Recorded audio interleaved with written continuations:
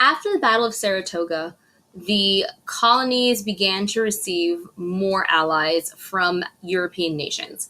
France had already secretly been providing supplies and naval ships to the Patriots. However, after the Saratoga, King Louis XVI officially allied himself with the Patriots.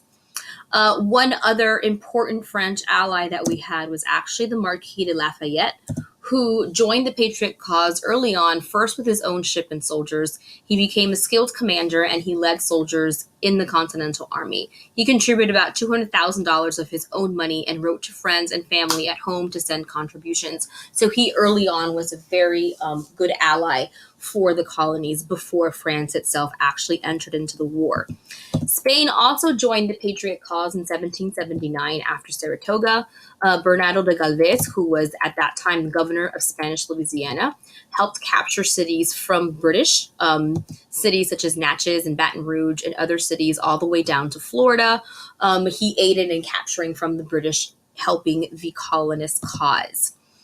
At sea, there was also battles, and the Continental Navy was definitely very small in comparison to the British Navy, which at that time was the largest in the world.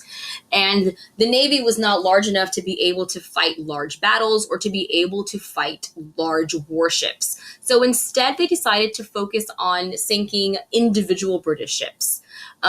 One very well-known naval commander was an immigrant who was actually a fugitive in Scotland. He came to the colonies and became a huge naval hero for the colonies when his ship, the Bonhomme Richard, eventually forced British warship Serapis to surrender. And he was John Paul Jones, and he's most well known for the fact that he refused to surrender. He fought against the Serapis. The Serapis was definitely larger and more powerful than his small ship, but eventually they had to surrender. He was known as quoting that when the British told him to surrender, he responded by saying, "I have not yet begun to fight."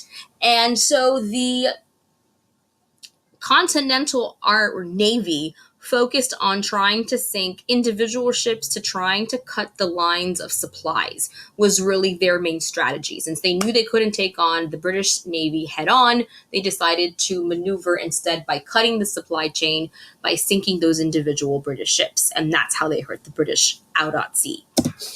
Now, on the Western Front, there was also battles happening.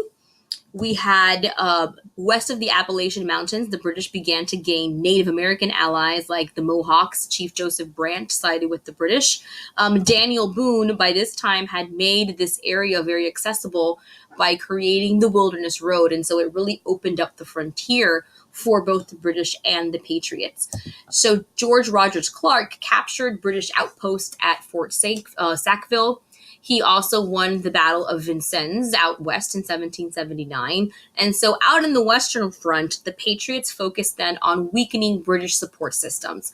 By taking down these outposts and these small forts out west, then they were also hurting the support systems, the supply systems that were coming out west to supply the British Army. And that was the strategy out west.